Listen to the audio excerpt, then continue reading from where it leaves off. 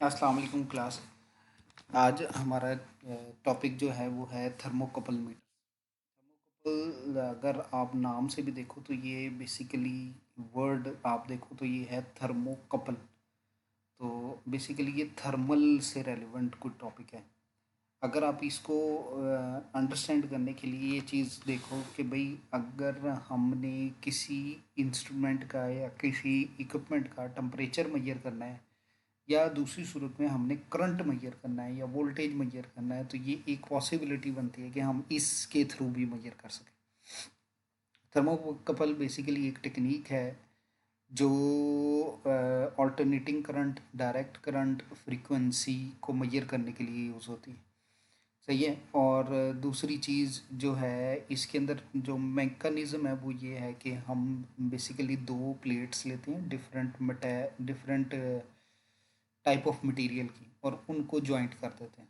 अब उसको जॉइंट करने के बाद हम क्या करते हैं कि उसका जो जॉइंट पॉइंट है उसको किसी भी ऐसे कंडक्टर जिसके अंदर या तो अभी दो पॉसिबिलिटी हैं, या तो हमने करंट या फ्रीक्वेंसी वगैरह मेजर करनी है और या फिर मैंने टेम्परेचर मेजर करना है। तो जो कॉमन पॉइंट है जो उनका जॉइंट है उस पॉइंट को उस जगह पे लगाते हैं जिस जगह का करंट या फ्रीक्वेंसी या हमने टेम्परेचर मेजर करना है। तो होता क्या है कि जब मीटर दो मेटेलिक कंडक्टर्स के दरमियान में जो डिफरेंस होता है उनके क्वालिटी ऑफ मटेरियल की वजह से उसके अंदर वोल्टेज प्रोड्यूस हो जाता है। वो नॉर्मली 0 से 10 मिली वोल्ट माइनर सा पोटेंशियल डिफरेंस क्रिएट होता है। और वो पोटेंशियल डिफरेंस जब हम मेजर कर लेते हैं उस पोटेंशियल डिफरेंस को अपनी रिस्पेक्ट से उसके सिग्नल को मॉडिफाई करके प्रोसेस करके हम उसके अकॉर्डिंगली डिस्प्ले करवा देते हैं। तो ये एक और प्रोसेस है मीटर डिफाइन करने का, करंट मेजर करने के लिए। करंट मीटर का जो सबसे बड़ा मसला है वो ये कि अगर मैं करंट मीटर बनाऊं या करंट को मेजर करना चाहूँ तो मुझे क्या करना पड़ता है कि करंट मेजर करने के लिए मीटर को सीरीज़ में लगाना पड़ता है। और जब मैं मीटर को सीरीज़ में लगाता हूँ तो उसका डिसएडवांटेज मुझे ये मिलता है कि हमें वो पॉइंट को डिस्कनेक्ट करना पड़ता है और दो डिफरेंट जॉइंट्स लगाना पड़ता है। नॉर्मली ये लो करंट के लिए तो बड़ा फिजिबल रहता है सोल्यूशन, लेकिन जब हाई करंट वाली ऑप्शन रहती है तो उसके लिए फिजिबल नहीं रहता, क्योंकि कंडक्टर का साइज़ डिपेंडिंग ऑन कंडक्टर बहुत बढ़ जाता है, डिपेंडिंग ऑन करंट बहुत बढ़ जाता है। और जब बढ़ जाता है तो उसको डिस्कनेक्ट करके उसको कनेक्टिविटी प्रोवाइड करना ये बड़ा डिफ़िकल्ट सा प्रोसेस है। तो उसके लिए हम या तो सीटीज़ या करंट ट्रांसफार्मर्स वगैरह यूज़ करते हैं और या फिर ये थर्मोकपल मीटर्स यूज़ करते हैं ताकि हम करंट को मेजर कर सकें। अब प्रोसेस कुछ इस तरह से होता है कि अगर आप इस फिगर को देखो तो आपको अंडरस्टैंड हो जाएगा कि यहाँ पे हमारे पास जो है ये वो पॉइंट है जो डिफरेंट मटेरियल से बना हुआ है। सही है। और ये वो वायर है जिसका हमने करंट या फ्रीक्वेंसी और या फिर हमने जो है इस वायर का टेम्परेचर मैंने मेजर करना है। अब क्योंकि मटेरियल डिफरेंस की वजह से किसी एक जब ये हीट अप होगा तो किसी एक मटेरियल की कंडक्टिविटी ज़्यादा हो जाएगी और दूसरे मटेरियल की कंडक्टिविटी कम हो जाएगी। जब कंडक्टिविटी कम या ज़्यादा होगी तो उसकी वजह से कोई पोटेंशियल डिफरेंस क्रिएट होगा जो नॉर्मली मिली वोल्ट्स में होगा, बहुत थोड़ा पोटेंशियल डिफरेंस क्रिएट होगा। और उस पोटेंशियल डिफरेंस के साथ कोई मैं एक मीटर लगा दूँ तो वो मीटर क्या करेगा, वो मीटर बेसिकली वो मीटर हमारे पास एक सर्टन वैल्यू का करंट प्रोड्यूस कर देगा, जिसको हम परमानेंट मैग्नेट मूविंग कॉइल भी लगा दें तो वो क्या करेगा, मिली एम्पेयर या माइक्रो एम्पेयर में करंट प्रोड्यूस कर देगा। उस माइक्रो एम्पेयर को अगर मैं सिग्नल मॉडिफायर से गुजार लूँ तो वो एग्जैक्टली वही करंट या वही वोल्टेज डिस्प्ले कर देगा जो हमें चाहिए। तो यहाँ से हम बड़े आराम से करंट वोल्टेज वगैरह मेजर कर सकते हैं। आप कनेक्टिविटी के लिहाज से देखो तो ये वो हीटिंग वायर है, ये हीटर है, ये थर्मोकपल के जॉइंट्स हैं। ये यहाँ पे थर्मोकपल इसको कह रहे हैं कि यानी कि दो वायर्स हैं और दोनों डिफरेंट मटेरियल की हैं और उसके दरमियान में सिरेमिक बीड है जो उन दोनों को आपस में कनेक्ट कर रहा है। और जैसे ही ये हॉट वायर से गुजरता है तो उसकी वजह से इसके अंदर से current voltage produce potential difference produce हो जाता है और वो पोटेंशियल डिफरेंस को हम मेजर कर लेते हैं। ठीक है ना। इसको अगर दूसरे एंड पे देखो तो ये यहाँ से आपको समझ लगेगी कि भाई ये आपके पास हीटिंग स्ट्रिप है, ये पॉइंट हीटिंग स्ट्रिप है, ये थर्मोकपल है, ये मटेरियल कुछ और है और ये मटेरियल कुछ और है। और इसके दूसरे एंड पे ये कॉपर पैड्स लगे हुए हैं और इनके दरमियान से ये दो टर्मिनल्स आपके पास निकल रहे हैं। उन दो टर्मिनल्स के आगे हम मिली वोल्ट मीटर या माइक्रो एम्पेयर मीटर वगैरह लगा के इस वोल्टेज को मेजर कर लेते हैं और उसके अकॉर्डिंगली उसकी वैल्यूज़ को जज कर लेते हैं कि ये कितनी वैल्यू का करंट इसके अंदर से पास कर रहा होगा। सही है। तो यहाँ पे ये चीज़ आपको अंडरस्टैंड करनी है कि हम ये जो मीटर मयरिंग कर रहा है, ये मीटर बेसिकली टेम्परेचर की बेस पे मयरमेंट कर रहा है।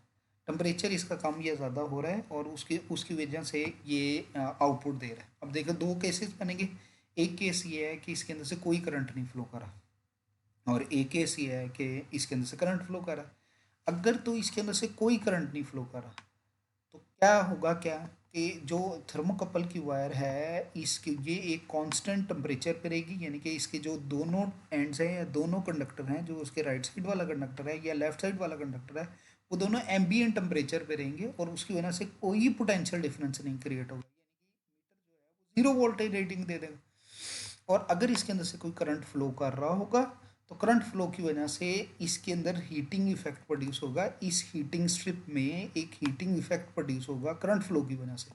और वो करंट फ्लो की वजह से जब उसके अंदर हीटिंग या इफेक्ट प्रोड्यूस होगा तो वो जो जब इन थर्मोकपल्स के साथ अटैच होगा तो एक पोटेंशियल डिफरेंस क्रिएट होगा इसकी कंडक्शन और इसकी कंडक्शन प्रॉपर्टी की वजह से। सही है ना। तो वो डिसिमिलर मेटल्स वायर में हीटिंग इफेक्ट की वजह से हमारे पास एक कोई पोटेंशियल डिफरेंस क्रिएट हो जाएगा, यानी कि एक ईएमएफ प्रोड्यूस हो जाएगी और उस ईएमएफ को हम मेजर कर लेंगे। सही है। तो ये एक प्रोसेस है थर्मोकपल का। अगर आप देखो तो ये देखो ये सोर्स लगी हुई है, ये उसके अंदर से करंट पास कर रहा है, ये पास करने के बाद आगे आउटपुट पे चला गया, ये उसका वो हीटर है या हीटिंग एलिमेंट है, उस हीटिंग एलिमेंट से ये थर्मोकपल लगा हुआ है। थर्मोकपल के अकॉर्डिंगली ये वो परमानेंट मैग्नेट मूविंग कोवाइल या डी आर्सनेबल मीटर लगा हुआ है जो बेसिकली मूव करके आपको रीडिंग दे देगा। सही है। एक जनरल सी एग्जांपल है छोटी सी, ये थर्मोकपल का टॉपिक यहीं पे खत्म हो जाता है। अब यहाँ पे देखो कि ये एक दो ग्राफ्स बने हुए हैं। अब ग्राफ देखो ये है करंट और टेम्परेचर के रिस्पेक्ट से, कि जैसे जैसे करंट बढ़ता है वैसे वैसे टेम्परेचर भी बढ़ जाता है। और ये दूसरा ग्राफ है, ये थर्मोकपल के एंड पे देखें कि भाई जैसे जैसे टेम्परेचर बढ़ता है तो उसके अकॉर्डिंगली वोल्टेज भी प्रोड्यूस होना शुरू हो जाता है। जितना वोल्टेज जितना टेम्परेचर बढ़ेगा उसके रिस्पेक्ट से हमें वोल्टेज भी प्रोड्यूस होना शुरू हो जाएगा। अब ये एक एग्जांपल को आप थोड़ा सा अंडरस्टैंड करें। डिज़ाइन है basic three range 5, 10, 15, 25 volt thermocouple volt meter around the following specification. तो आपके पास देखो आई फुल स्केल ये मीटर की है, मीटर की स्पेसिफिकेशन है। तो एक उसका फुल स्केल डिफ्लेक्शन यानी कि वो कितनी है 50 माइक्रो एम्पेयर, और उसकी मीटर की रीडिंग जो है वो 200 ओम है। ये यानी कि जो हम थर्मोकपल के साथ ये वाला जो मीटर लगा रहे हैं ये उसकी वैल्यूज़ हैं। ठीक है। और उसके साथ अब हीटिंग एलिमेंट की वैल्यूज़ देखें तो उसका जो करंट है मैक्सिमम करंट उसके अंदर से जो पास कर रहा है वो 5 मिली एम्पेयर है, और उसके रिस्पेक्ट से जो आपके पास उसकी रेजिस्टेंस है वो 200 ओम है। तो ये दो वैल्यूज़ उधर गिवन दी हुई हैं। ये सर्किट है, आप देखें ये 5 वोल्ट 10 वोल्ट 25 वोल्ट। यहाँ पे हम एसी या डीसी इनपुट देंगे और यहाँ पे वो थर्मोकपल ये हीटिंग एलिमेंट के साथ थर्मोकपल लगा हुआ है, और ये थर्मोकपल में ये मीटर के साथ में ये मीटर की रीडिंग्स दी हुई हैं। तो ये सर्किट्स हमारे पास हैं। तो आप देखो कि अगर मैं 5 वोल्ट के अकॉर्डिंगली देखूँ तो ये हमारे पास क्या आ जाएगा कि भाई हमारे पास ई यानी कि जो वोल्टेज है डिवाइडेड बाय मैक्सिमम करंट जो पास करेगा माइनस आर जो रेजिस्टेंस आ रही है हमारे पास वो हम माइनस करेंगे, यानी कि जो हमारे पास इंटरनल रेजिस्टेंस मीटर की आ रही है वो माइनस करेंगे तो ये हमारे पास आ गई उसकी रेजिस्टेंस 800 ओम। यानी कि ये आर एस जो आपके पास आ रही है वो 800 ओम आ गई। इसी तरह दूसरे केस में हम अगर निकालें तो वो क्या होगा voltage divided by I max, जो आई मैक्स हम 5 मिली एम्पेयर हमारे पास है माइनस आर निकालें तो ये हमारे पास दूसरी रेजिस्टेंस आ जाती है। और ये तीसरी रेजिस्टेंस अगर 25 वोल्ट के लिए निकालें तो ये हमारे पास वोल्टेज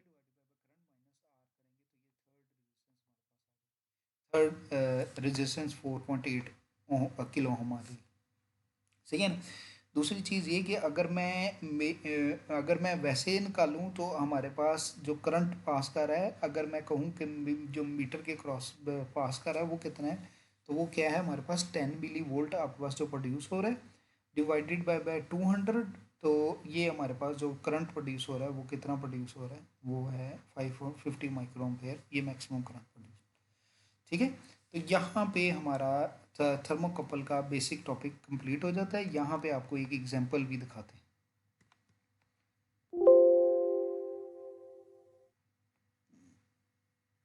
ये देखें,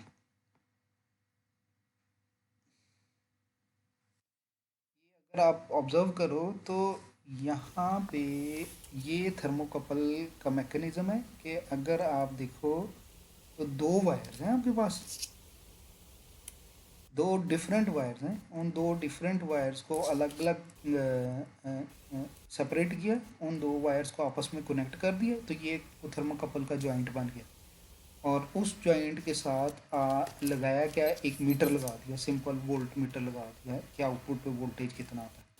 ठीक है, तो ये हमने वोल्ट मीटर लगाया, तो उसके पॉइंट पे अगर मैंने उसे हीट करना शुरू किया तो आप एक चीज़ ऑब्जर्व करें कि यहाँ पे वोल्टेज आना शुरू हो गया। जितना वो हीट अप होगा उतने मिली वोल्ट यहाँ पे आ जाएगी, ये देखें ना टू, और जैसे वो देखें कूल डाउन हो रहा है तो उतना ही वोल्टेज उसका वो मिनिमम हो रहा है, और जैसे ही नॉर्मल टेम्परेचर पे दोनों कंडक्टर आ रहे हैं तो वो 0 वोल्ट तक चला जा रहा है, तो फिर उसके बाद उसे इंक्रीज़ कर रहा है। अगर यही चीज़ हम डबल कर दें, अगर यही चीज़ हम डबल कर दें यानी कि दो कंडक्टर्स को लगा दें, दो कंडक्टर्स को लगा के उन दो पॉइंट्स को हीट अप करें, तो आप देखो यहाँ पे अब वोल्टेज जो है वो कंपैरेटिवली उससे ज़्यादा स्पीड से आपके पास इंक्रीज़ करना है। ये थर्मोकपल का एक मैकेनिज्म है जो आपको थोड़ा सा बेसिक लेवल पे समझ भी लग गया होगा, इसमें कोई बहुत बड़ी रॉकेट साइंस नहीं है। तो ये बेसिक एक जनरल मीटर है जो हम बार बार यूज़ करते हैं डिफरेंट किस्म के इंस्ट्रूमेंट्स वगैरह के लिए। इसके बाद हमारा जो टॉपिक होगा वो ब्रिज वगैरह का होगा, तो ये हमारे पास मीटर्स के एंड पे बेसिक लेवल के मीटर्स का कंप्लीट हो जाता है। Thank you. अल्लाह आपके लिए आसानियाँ अता फ़रमाए और इन आसानियाँ खल्क़ तौफ़ीक अता फ़रमाए। जज़ाकल्लाह।